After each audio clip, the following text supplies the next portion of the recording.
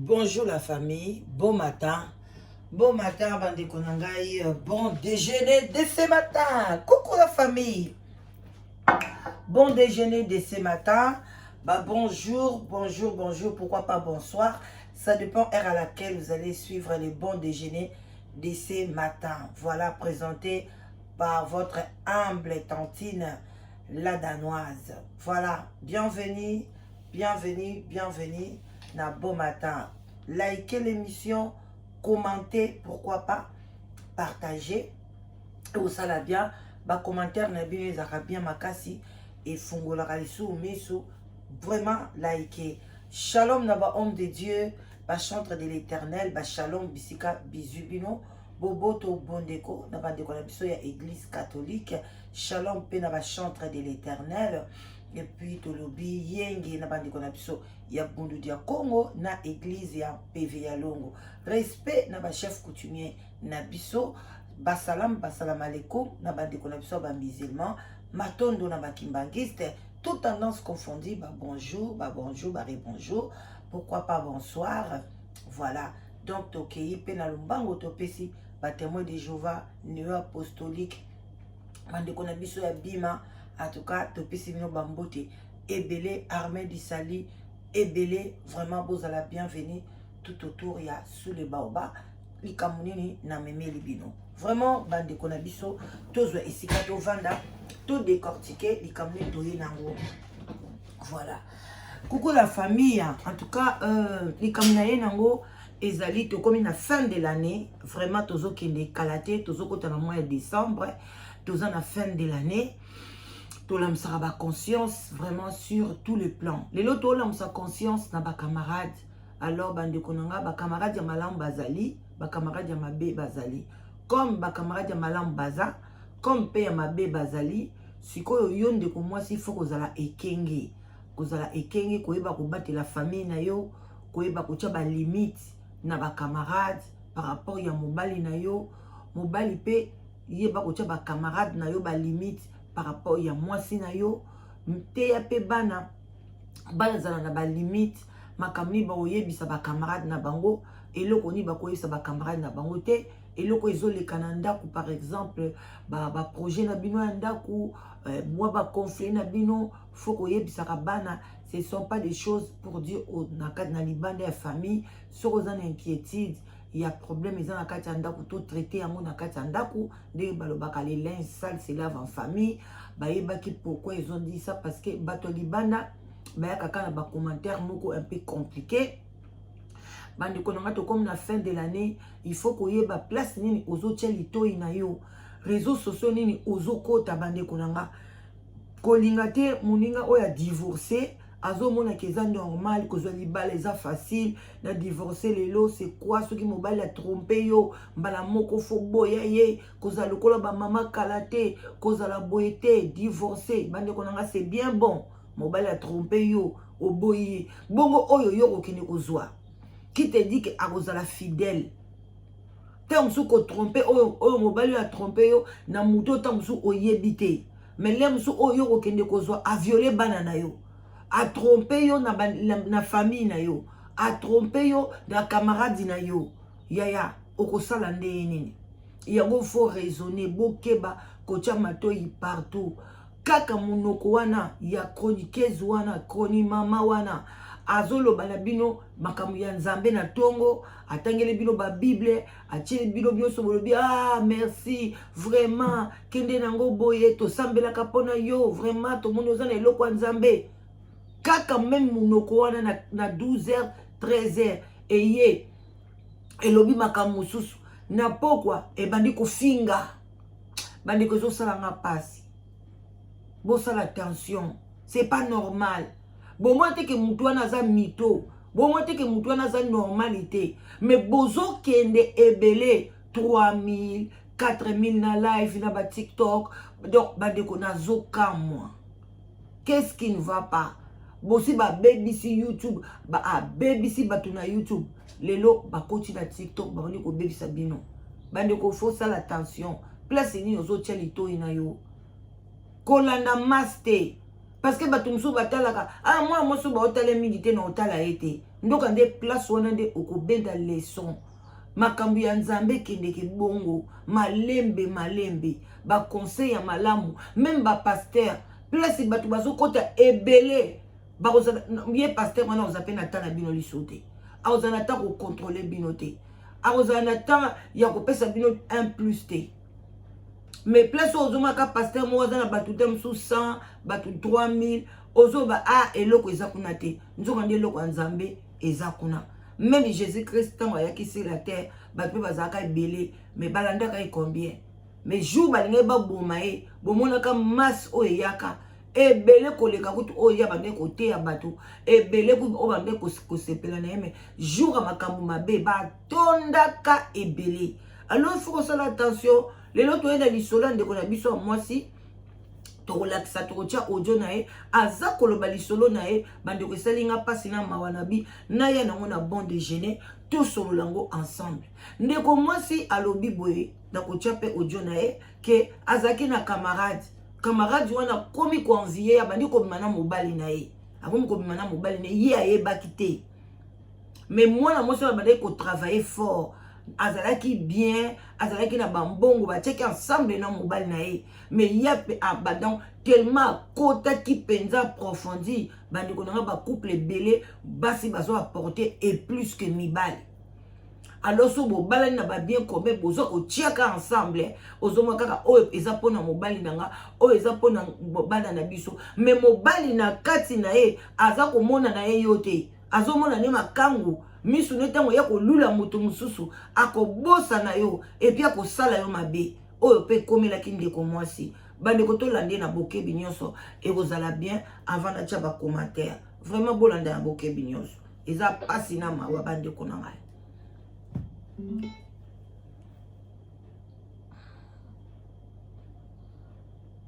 Mon mari a payé un acteur pour me droguer et coucher avec moi et lui envoyer des preuves pour qu'il obtienne un divorce juteux. Je vous explique. Je suis mariée et éperdument amoureux d'un homme depuis plusieurs années. Nous vivons dans une grande maison que, en grande partie, c'est moi qui ai acheté. Et j'étais loin de m'imaginer ce qui allait m'arriver. Je suis sortie à une fête avec une de mes meilleures amies. Et à ma grande surprise, je me réveille dans les nuits d'un bel homme, un jeune homme, un bel jeune homme, un inconnu. Je me réveille avec mon mari. C'est mon mari qui nous a réveillés. Il est rentré, il a commencé à crier. Je le savais, tu n'es qu'une... Voilà, tu n'es qu'une fille de sans valeur. Je savais que tu me trompais. Je vais demander... Pardon. Et Cathy. Mon mari a payé un acteur pour me droguer et coucher avec moi et lui envoyer des preuves pour qu'il obtienne un divorce juteux. Je vous explique. Je suis mariée et éperdument amoureux d'un homme depuis plusieurs années. Nous vivons dans une grande maison que, en grande partie, c'est moi qui ai acheté. Et j'étais loin de m'imaginer ce qui allait m'arriver. Je suis sortie à une fête avec une de mes amies, mes meilleures amies. Et à ma grande surprise, je me réveille dans les nuits d'un bel homme, un jeune homme, un bel jeune homme, un inconnu. Je me réveille avec mon mari. C'est mon mari qui nous a réveillés. Il est rentré, il a commencé à crier.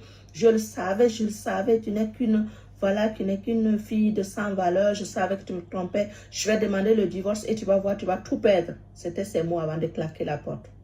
Je me réveille tout ahuri, je regarde autour de moi, je ne sais pas qu'est-ce qui s'est passé. J'étais étonnée et j'étais aussi, je sais pas, j'étais effrayée, choquée. Et là, j'ai mis le monsieur dehors, le jeune homme qui était dans mon lit, je l'ai mis dehors, je l'ai chassé. Et là, il me dit, ben, c'est comme ça, tu me remercies après cette belle soirée, cette nuit torride. Je dis, qu'est-ce qui se passe, qu'est-ce qui se passe? Puis là, il est parti sur la scène là à pleurer. Quand il est parti, j'ai réalisé qu'il a oublié, en partant avec précipitation, il a échappé son portefeuille. Donc, j'ai pris le portefeuille et j'ai les contacté pour lui remettre.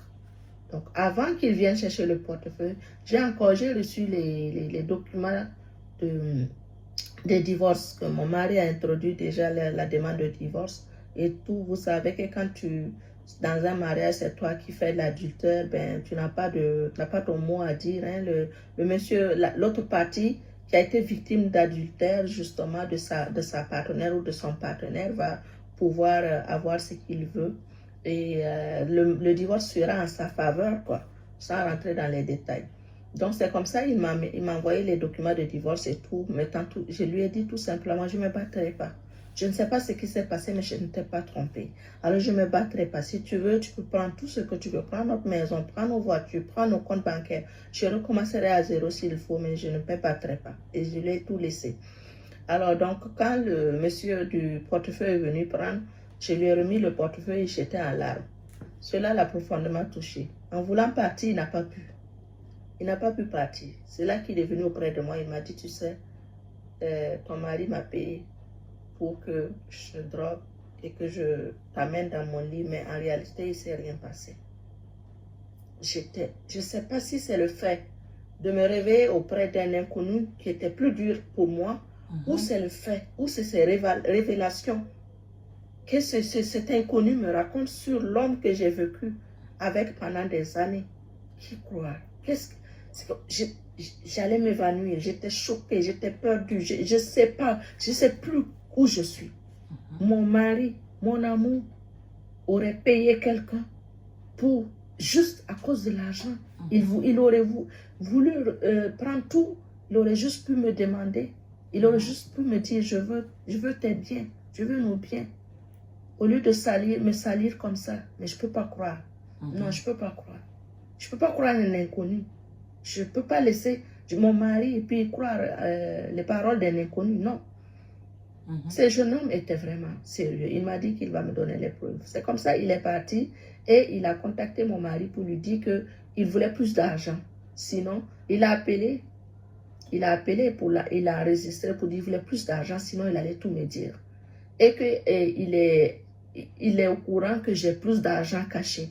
L'argent qu'il sait là, l'argent de divorce qu'il demande, la maison et autres là, mais j'en ai beaucoup plus. Donc, s'il veut avoir plus d'informations, il faut qu'il le paye de plus. Et à ma grande surprise, mon mari était avec mon meilleur ami. Le coup a été monté avec son meilleur ami, mon mari. Donc, eux, ils prévoyaient et justement me salir comme ça, obtenir le divorce et aller se marier en retour, aller vivre ensemble. Je ne sais pas pourquoi il est allé jusqu'à ce point.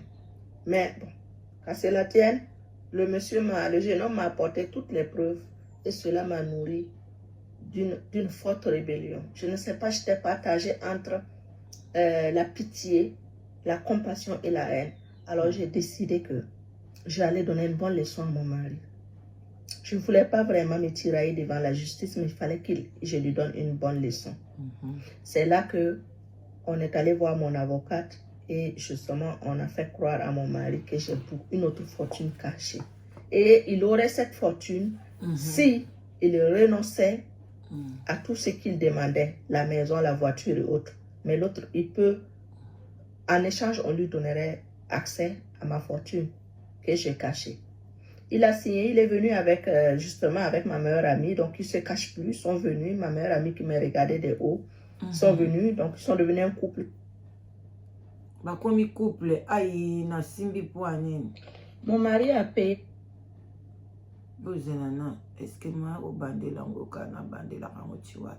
Voilà, je peux un peu résumer. Bande konanga pas tout comme absolument na suka et finani lisusu na obandela te boyebi kiza bon matin.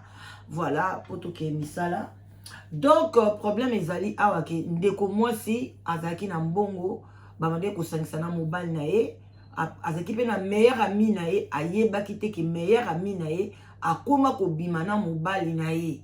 Alors qu'est-ce qu'ils ont fait? Pour na mobali na ye amoni ke cause a divorcé na mwasi na ye ndako azomona te mwasi azana ye gentil bavanda bazana vie na bango tout va bien balobi nini basala ye court lokola rokene na fête baloué garçon moko boye a drogué ye na fête wana donc mobile na ye azaki pe na fête wana je crois ou quoi je sais pas comment ils ont fait que garçon na koma pembeni ya ndeko mwasi parce que apesi ba détail nyon sauté a drogué a mimaye tina mbetu ya lina bango conjugal alongola ye bilamba déshabillé ya tike mutakala mais accoucher na été et puis asali lokola balali comme si baler basilisi baza fatigué moi si alali alors drogue ngo ezaki pe na ba air quoi alors balali bamoko mbala moko ye drogue pe bandi kosila ko diminuer et tout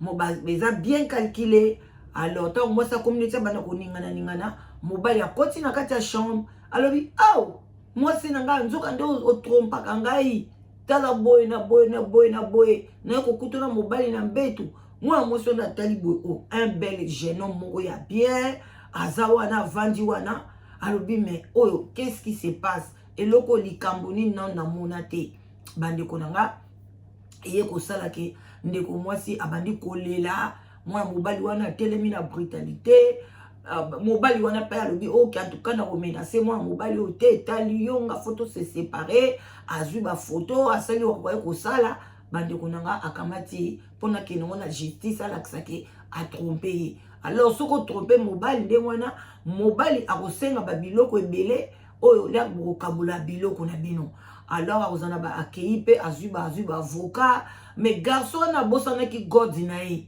na ndako wana na kobima précipitamment parce que ye pa longole bilamba na ye god na ye ekweyaki alors na kati ya god na ye azaki à reconnaître mon numéro de téléphone na ye ba coordonnées na ye ba makambo mingi ba msu ba komaka na papier aye ko bomba god wana et ko leka mikolo abengi garçon ko pa yambi alobi na ye tala na ye ko zo god na ye zana ba carte bancaire na makambo tout est-ce que koliki ko ya ko zo yango garçon na pa banga kite alobi na ko ya ko zo yango tanga ye ko zo yango entre temps mobile abandi pe ba démarche na ye kuna na banque na nini après garçon na ko yebisa ye kalobi na ye non en tout cas limbisa ngai na violaki na ngape yote na saki na ngoya mo te lo côté ezaki mobali no muta futeli nga mbongo to sala ndenge wana pona azwa divorce fi yango azolba est-ce que cosité ba ne belé oyo na vaina mobali na ngande to salaka bien tout allez aya ko mona pe ke tant bazo kisko ba avocat abano mona ke mobali na e akomi ko accompagner na meilleur ami na e nzoka ne ba komi ko bima ba avocat pe bandi ko sala sikoyo ye pa soloni na ba avocat na zaki na avocat moko ya bien ayebisi kabino na kolinga to kota vraiment to bisa to bana mobile noke ozana ba fortune ozana ba mbongo moko bo eza caché alors quoi bobala naki na bien commun il faut ba mbongo na nyonso ezonga pona bokabola yango alors il faut mobali no a renoncer d'abord na biloko nyonso o ya sengi nde par après akozwa accès ya o eza caché donc basali ye moi j'ai moko boye mobali pe mbala moko asopani a signé que a renoncer na biloko asengaki akota na accès ya compte ya mwasi wana